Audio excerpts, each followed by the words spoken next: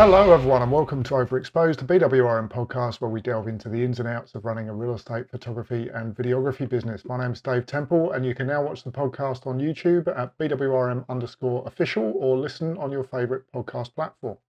Now, today we have a very experienced operator with us. I'm saying experienced rather than old. He's probably one of the most experienced real estate photographers in the country, and who knows, maybe the world. Today we speak to Matt Lord. Welcome to the podcast, Matt. Thanks, Dave. Thanks for having me. No worries. Just before we get into it, whereabouts are you based, Matt? Yeah, I'm in Geelong, but my area that I photograph is the surf coast. So from anywhere from sort of Torquay all the way through to along the Gradiston Road and down towards Lorne and a little bit beyond there to Wye River is about the sort of distance I cover. So it's quite a scenic spot. Yeah, probably world class as far as beach scenery and that sort of thing goes, and pretty well renowned the Gradiston Road. So yeah. Yeah. So just for people who've never been there before, give it sort of set the scene for us, Great Ocean Road and Torquay and things. A lot of surfing down that way. Yeah, it's a big surf culture and amazing surf beaches and cold water this time of year and full sort of steamer wetsuits required and all that sort of thing. But Bells Beach is the one that most people would know as the World Surf Pro, one of the original surfing pro tournaments around the world. So yeah, so anywhere from sort of Torquay, that's just out of Torquay, a little bit past Jan Juc, and then yeah, sort of beyond there we get into the really really scenic sort of road and the twisty windy along the. I don't know if it's sort of similar to something out of California or something, that those really amazing mountain ranges popping out of the ocean, and yeah, it's pretty nice place to work along there, and some of the homes are amazing. So yeah, it's certainly unique. And what sort of homes? What's the sort of variety of homes around that area? Yeah, anything from it's still some beach shacks around, but getting into those sort of big sort of double, triple story things with lots of glass and balconies and things overlooking the ocean, and then around Torquay we've sort of got your more residential zone sort of stuff, the more modern housing estate type stuff. So a lot of variety. And a lot of houses sort of built into the cliffs and things, I would imagine. Yeah, we've got the sort of there's things that pop out of off the cliffs. There's a pole house, which a lot of people would know. If you Google that, you'd see it on Google pretty quickly. And yeah, I've photographed those sorts of things. And yeah, it's just pretty spectacular when you get it the right day. And yeah, even on sort of yucky wild days, it can look pretty amazing too. So yeah. Yeah, nice. So have you always worked in that area, or? Yeah, that's where I started. So I started how long ago? 2006. And so that's Okay, so just about 18 years. Yep. When I was a teenager, and now I'm 85. So it feels that way at times. You don't look a day over 80. Thanks. Yeah. So yes, I've always worked. I grew up in Ocean Grove, which is a neighbouring sort of suburb along the coasts there, and neighbouring coastal town, I suppose. And so I knew Torquay from a young age, and yeah, that's kind of where I landed, and it's been amazing for me. And how did you actually get into real estate photography? Because I mean, correct me if I'm wrong, but 18 years ago, it wasn't really an industry, was it? No, it was. We were basically at the start. I feel. Yeah, there was. I worked as a school photographer before this, and then decided that houses didn't move so much and didn't give much Yeah. housery back and that sort of thing. So Yeah. yeah, it was through a friend. An opportunity came up to get into a franchise, and that's what I did. And yeah, haven't really looked back since. And we've sort of grown from there, delivering things on CDs, then maybe a little bit of delivering on USB sticks and things like that to what we have now, which is all online. So it's been a lot of Yeah. change over that time, I suppose. And so when you were doing the school, presumably that was a full-time thing, was it? The school shots, or was it? Yep. It was kind of seasonal though, because obviously there were school holidays in summer. There was a lot of downtime in summer, so I'd work a bar job as well at the time. So yeah, a lot of hospitality background, I suppose. So which I think was good getting into this. When you were doing that, was it that you wanted to get out of doing the kid stuff specifically, and you were looking for something else, or was real estate something you saw and you thought it was appealing? Or No, I guess I wasn't really interested in real estate at all. At that age, I wasn't thinking about buying a house or anything like that. So No, it was more Yeah, probably the opportunities really weren't there to grow too much further with the. I guess I was um, a junior at that time in the school photography thing, and I couldn't sort of see myself going much further with it. So yeah, this opportunity came up to get into the franchise, as I say, and yeah, that was kind of the start of what I have continued to do ever since. I imagine it's quite repetitive with the school stuff anyway. Yeah, absolutely. Yeah, we'd set up a studio in a school each day and just go on the same, and yeah, I mean, it was kind of different schools each day, but the same kind of environment. So yeah, Yeah, it was fun, and it was a good learning curve, and learning to be a photographer and learning a lot of stuff from skills and things from other seasoned photographers. So there was that side of it, and then class photos and portraits and things like that. But I haven't really taken a lot of that with me, so kind of left it behind and yeah, focused on housing. And I always liked landscapes, so that's kind of how I got into photography. And I sort of see houses as a little bit like that landscape sort of stuff. So whether it be the facade or the backyard or where I work as well. So yeah. I was going to say, particularly where you are, I imagine landscape would be quite the thing because it's a beautiful area. So yeah, yeah, definitely something to get out and do. So when you first got into real estate photography, presumably, like I said, it was a very young industry back then. yeah. Was it something you picked up really naturally, or did you have a lot of help? Or There was a bit of training, but I mean, probably the training side of things was more about the settings and things to have, rather than the composition and things like that. I think I maybe just got the composition stuff naturally. Yeah, I'm not sure. yeah, It was probably from doing landscapes and things like that, and then it sort of rules of thirds and all the sort of stuff that photographers would talk about. That was sort of already ingrained a bit in me, I suppose. So, and then getting to new cameras and wide angles and things, and yeah, do you remember your first shoot? uh, yeah, I reckon I do. Actually, it was like a nice house sort of near Bells Beach. Yeah, so it was like I don't know, maybe an 80s brick or something, but it was pretty cool and a little bit Yeah, darker, so a little bit challenging. And but yeah, it had nice. It was like an on acreage sort of thing, so it had a bit of space and a bit of that landscape thing to work with. So yeah, yeah, certainly can still remember it. Yeah, and some of the mistakes over the years and things, and just the way we've changed as we've gone on as with production and stuff like that. So well, we basically the two of us and some of the other guys who are working with us have the experience has made us better, and we've all somehow ended up doing very similar things because they're the right things to do, even though initially there was no training back in the day. So yeah, yeah, um, yeah, it's interesting. I was going to say, I remember on one of my first shoots, someone asked me, I think it was, "Do you want the cushion here or do you want it there?" And I thought, "What are you asking me for? I'm in IT. Like, I have no idea." And then you suddenly realise they expect you to have an answer. yeah, So yeah, yeah, spot on. Yeah, and that yeah, was that. Yeah, it was very different back then too because there was just there wasn't really real estate photography out there. There might have been, maybe in the bigger city sort of stuff around the bigger, fancier suburbs. Maybe they were already getting people in to do this sort of stuff, but we were very much, yeah, at the start of the industry, I guess, as it stands now. And it was definitely, we were fighting. It was a pretty easy battle to win because the photos that the real estate agents might have been taking at the time were just off little point and shoot cameras, and not with a lot of a lot of I suppose the rules of photography, the thirds and the nice composition and that sort of thing. So yeah, we've come in sort of at an easier base, I guess, than a lot of people might today. yeah. So how did you convince agents that they needed a photographer back in the day? Because obviously these days it's about providing better service and differentiating yourself that way. But back then, if they weren't using a photographer at all, and everybody was using their own camera, then it would have been, was it a hard sell or an easier sell? Or Well, it was kind of a hard, yeah, probably hard and easy in a way. Once you got in the door and showed them what it could look like, as opposed to what they were doing, it was probably, once they saw the product with a wide angle lens and those sorts of things that they didn't have on their point and shoot cameras and some elevated photography, even before drones, we had elevated photography. So that made it, probably a little bit easier to get in the door at some places, I suppose. And then once it was sort of once they saw what the opposition were doing, they sort of thought, oh well, we need to be upping our game as well. So Yeah, I guess that's the easy bit. There's an easy differentiation when they see the product versus what they're originally doing, and when Yeah, other people start looking at, the well shot houses as the better houses, then yeah, it makes it an easier sell. But getting in the first place is a tricky bit.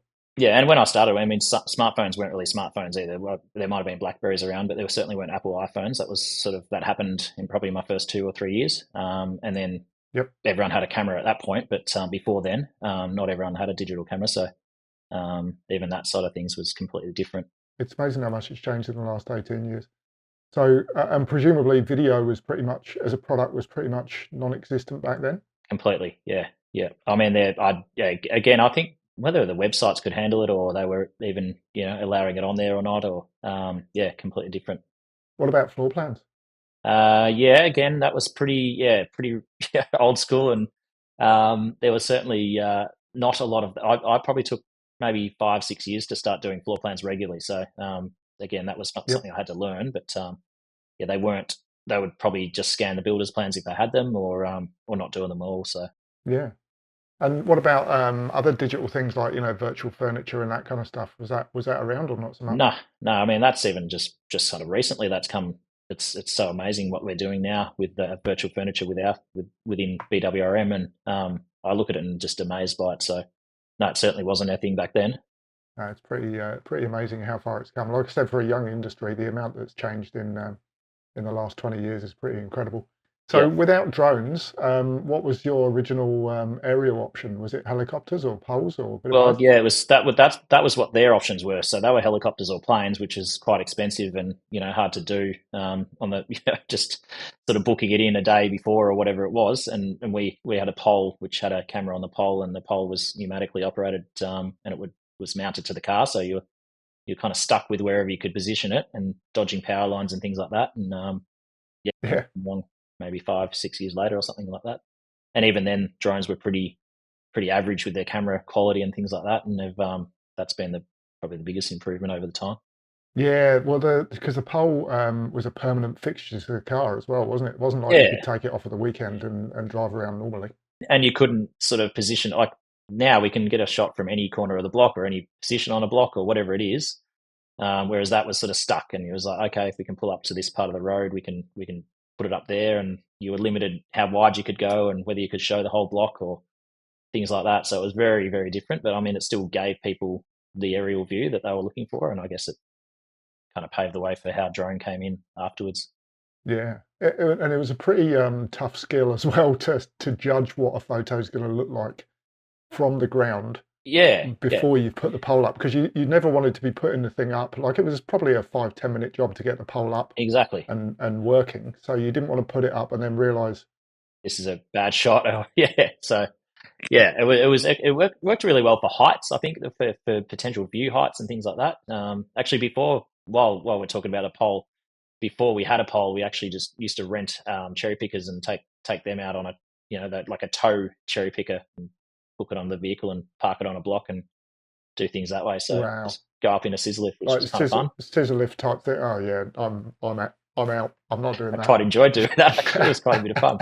But yes, we had to rent it from a hire joint, and yeah, Amazing. So I mean, presumably well, I suppose that still would have been cheaper than a helicopter back in the day yeah, anyway, wouldn't it? So it still definitely. would have Yeah, and been. if you could get on there and actually see if it was just for a view shot for a potential view shot from a second floor or whatever it was, you could be up there with your actual camera and your 200 mil lens or whatever it was, and point where you wanted to point, kind of thing. So hanging on, hanging on for dear life. yeah, yeah. So yeah, with a second operator generally, so you could go up and down, and yeah. Did you ever do any helicopter shoots or? I've never done one, no, No, me either. other than on a tourist holiday across Niagara Falls. But apart from that, never been in a helicopter. If you're going to do it, that's the way to do it. Not Yeah, taking a photo of someone's house, I don't think. yeah, exactly. Someone once described, there was a guy in Mornington who used to do it all the time. That was his job, and he once described to me what you have to do it, and even his description of it made me get vertigo. So I was like, nah, not for me, thank you. Yeah, spot So I on. remember to take the lens hood off, because otherwise it'll, when you open the window, it'll whip the camera straight out your hand. I was like, nah, thank It's you, not I'm what out. totally. No, no, drones have definitely changed the business. So Yep. how quickly did the business grow in the early days? Was it a slow thing, or did it take off pretty quick? Kind of, I think, kind of quickly. Yeah, I was thinking about it before coming on, and just sort of when it did, once I got a base core of agencies on board, I've kind of been really lucky in that sense that I still have the exact same people, even if they've moved an agency across from one to the other or whatever. I've sort of worked alongside the same sort of people for a good 15 years, I reckon. So that helps relationship building and all that sort of retention of clients and things like that. And Hmm. I work with a really good core of great people along the coast. I don't know if it's a more casual vibe than cities maybe or whatever it is, but it's really nice. I enjoy that sort of the people that I work with, and that's probably why I'm still here. 18 years on, yeah, Yeah. So how quickly do you reckon, like from starting, presumably you jumped straight in from the schoolwork, straight yeah. out of the schoolwork and into real estate in the franchise. Like how long would you say it took you to feel comfortable that you had a business under that? I reckon, yeah, probably 2 years, um, Mm. but which still seems kind of quick, I guess, in the grand scheme of things. But yeah, I think once we sort of were seeing, seeing a couple of good springs as well.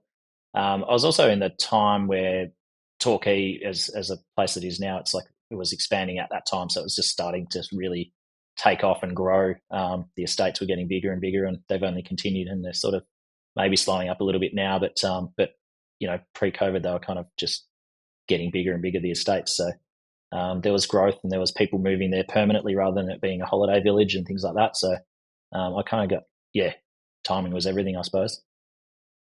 Yeah. Is it still seasonal, or is it sort of settled a bit It's more? definitely seasonal down the coast from sort of Anglesey, which is the next sort of stop along from Torquay. But Torquay is definitely a non-seasonal place now. So all winter long, we're Yeah. still shooting plenty of stuff through winter, and yeah, it's definitely a lawn thing or whatever down the Great Ocean Road that is more seasonal. Yeah. So are you still running solo these days, or have you got people working with you? Yeah, so I mean, the growth of the business. The first port of call was getting a PA, a virtual PA, which has been amazing. The transformation in my business since I even did that. That was a sort of simple step, I guess, but just I used to pull over onto the side of the road and write in a diary and take a phone call and then call people back and or get back to the office and then still be uploading, but then returning emails and trying to book people in after hours and things like that. But now with a virtual PA, everything sort of gets booked in as the day goes on and things are handled.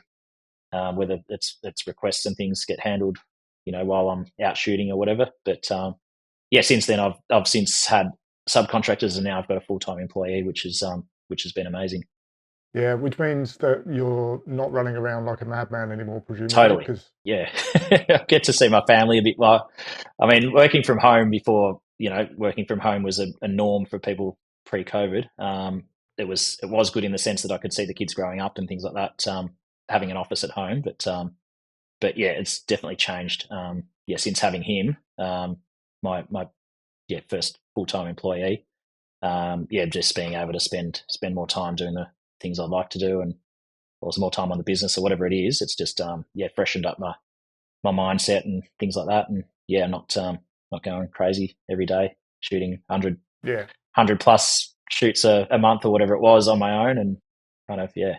yeah. I mean, that's pretty amazing, really. I think we'll get onto the numbers in a second, but like, how many jobs does the business do in a day on average? Would you say on a Um, busy day?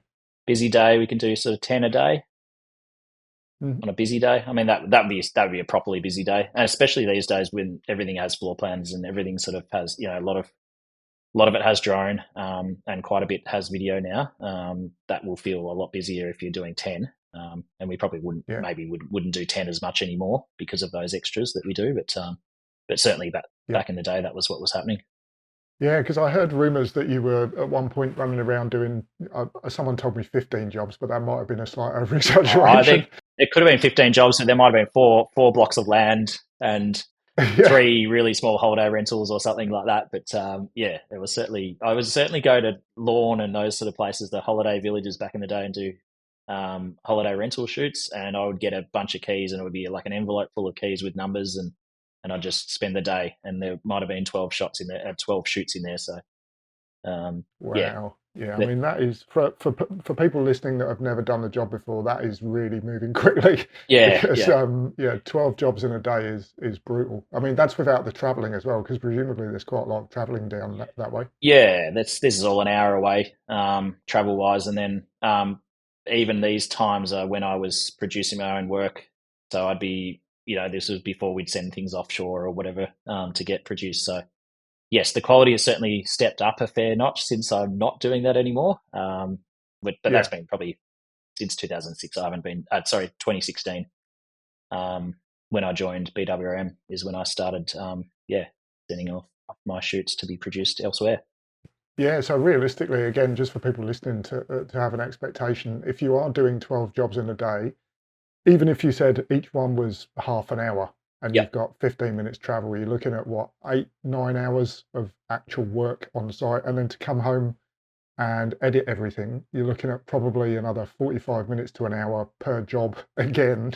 There's just not enough hours in the day, is there? Yeah. I'd be up till midnight regularly. It wasn't, yeah. And I'm probably, yeah, I'm sure there was shortcuts being taken and, results weren't as good as they could be, or, at that time, maybe it was more acceptable because we weren't competing with a lot of high end production value. But yeah, I'm glad where we are now. That's for sure.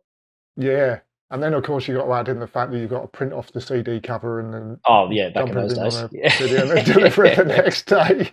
Yeah, it's mad. And delivering it to the agency. That probably helped a lot of the early days getting in the door, was be able to show up again and show your face again and drop off a CD, and it felt like there was something tactile about it. And, um, Yeah, true. That's a good point, actually, because when people begin these days, very often one of the issues is, how do I've been into an agency and they've said no, how do I go back in there again? But if you're going back in because you've got a CD you for them, legitimately got an you're right. excuse to go in there. So yeah, Yeah, yeah. exactly.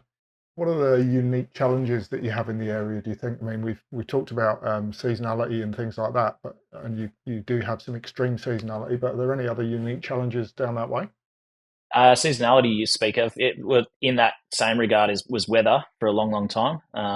Hmm. So particularly down the coast, when anywhere, even in Torquay, that's got ocean views and things, you wanted it blue ocean. We get away with it a bit more now with production house, the way they can do things with the ocean and the weather, because there's just not enough time for certain listings that they need to go online, so they just kind of have to cop the bad weather or whatever it is. But back in the day, we used to hold things for a week at least and things like that to get the right day. We still do that for certain properties now to get the right tide and the right surf and whatever else it is, wind conditions and things like that. So they're kind of unique challenges, I guess, outside of maybe shooting in the suburbs or somewhere different. I mean, still, I think every house looks good in the sunshine. So Yeah, exactly. I imagine that was even worse back when we were using poles because yeah, if you're used to doing 10 jobs a day and then suddenly you can't do them, for yeah, 3, 4, 5 days in the Victorian winter. things would just mount up, and yeah, absolutely, yeah, that was very hectic back in the day. As far as just jobs would just pile up, and you'd be like, right, how am I even going to fit all this in? And there was, I know that if any real estate agents are watching this, that there certainly wasn't a lot of weekend work from me, but I would go when I had to, if it was just piling on so badly, and the weather was only going to be good on that Saturday or Sunday or whatever. I'd have to get out there and at least do that sort of thing, like a pole shoot or whatever it was, drone shoots later on in life, but yeah, so that was one unique challenge, I guess. The other things, like I was thinking about, the way houses are presented now is so much better than what it was when I first started, and the amount of styling, whether it be the house is styled with its own furniture or they actually get furniture packages in and things like that. It's just made the shooting a lot easier. You can see the angles so much quicker than maybe before, when you had to move things around or try and avoid certain things in a house.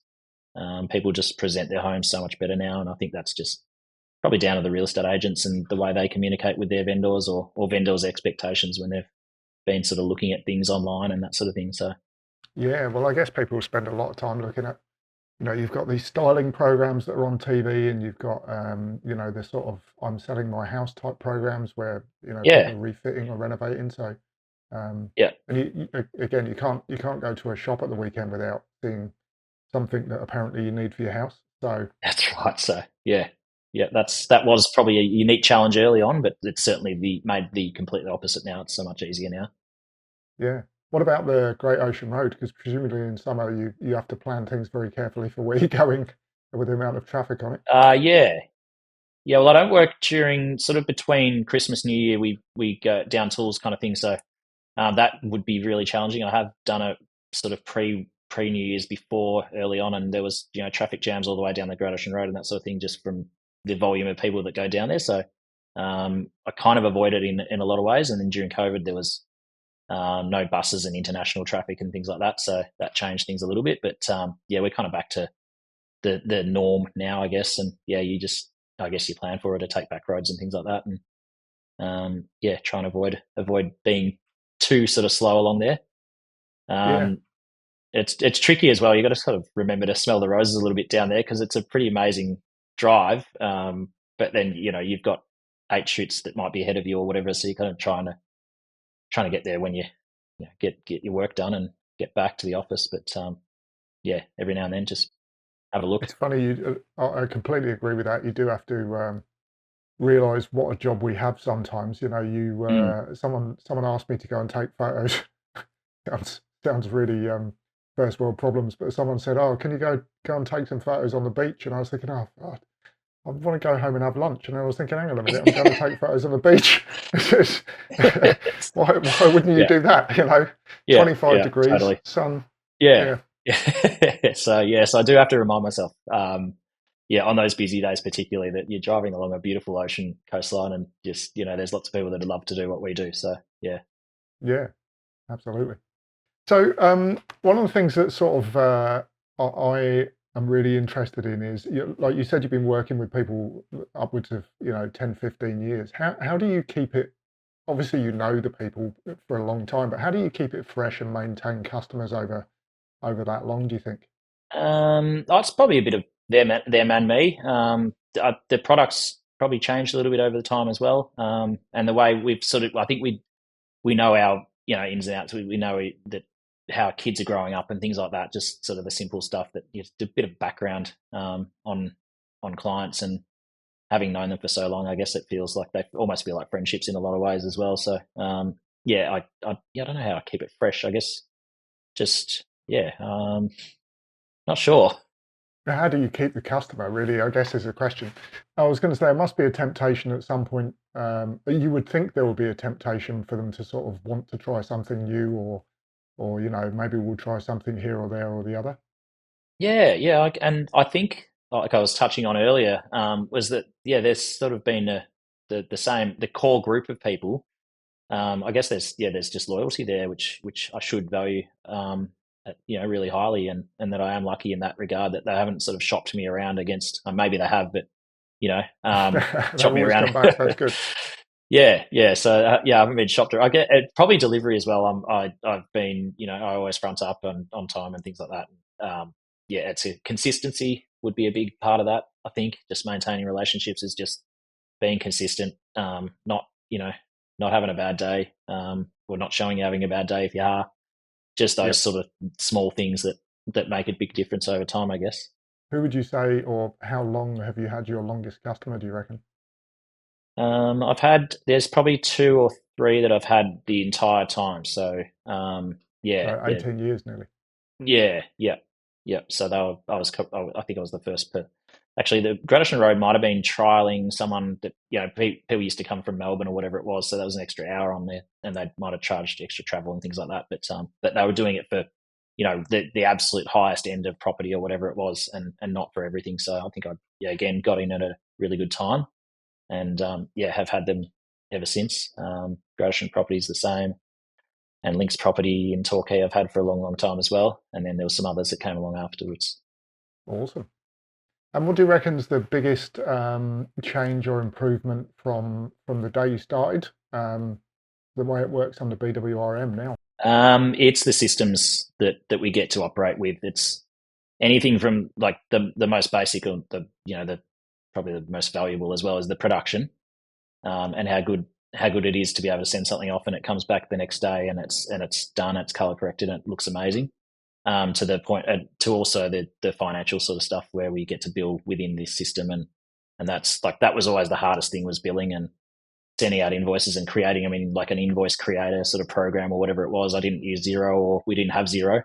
And I wasn't using QuickBooks or anything like that. So it was I was very manual back in the day, and now we're, everything's systemized, and it's pretty incredible. Video production's amazing. So yeah, BWRM's it is that one-stop shop sort of thing that kind of fills all of the different bits that would be potentially harder. It makes them so much easier. So yeah, I think for anybody who has spent their time editing their own images, and particularly editing their own video, yeah, just that the knowledge that you can just upload it and it's going to be handled and you don't have to worry about it. It just, like I think I said the other day, I haven't opened Premiere Pro for about 5 years. Why would you? me either. It's just the same. But I thought about that during the recent Microsoft glitch that went a bit global, and sort of thought, I don't know how I would do a video now if I didn't have the systems working. So I don't know how I'd edit one. So that's a bit of a lost skill now. But focus on other things. Well, and also, the fact that you've got an offsider working with you, you get to the stage where you are actually running a business. Like you can go on holiday, the business still continues, the phone calls still get answered, the jobs still get done, everything still gets delivered the same way. So that's gold, really, isn't it? Yeah. Well, I just came back from 2 weeks with the kids' school holidays, winter school holidays up north coast of New South, and I think I had one or two text messages within that time just about a certain question that was not a super important one or whatever, but certainly wasn't checking daily to see if things were delivered or whatever it was. So it was sort of the first time I've been able to have that. So even though I've had lots of holidays and things like that, that was the first one where I didn't really get contacted while I was away, which was really nice. Good stuff. Excellent. All right. Well, look, I think it's a testament to your skill that you started pretty much on day zero in this industry. Thanks. It does feel that way. You're still at the top of your game this many years later, particularly with the changes in tech and the products themselves in a seasonal and obviously challenging area. So good job, and thank you very much for telling your story. That's it for this episode. We hope you enjoyed listening, and we'd love you to subscribe on YouTube, Spotify, or Apple Podcasts. And if you'd like to see more BWRM content, please check the description for our other social links. And if you're interested in becoming a BWRM member, please visit bwrm.com/creative, and you can arrange to chat to one of the directors. See you next time.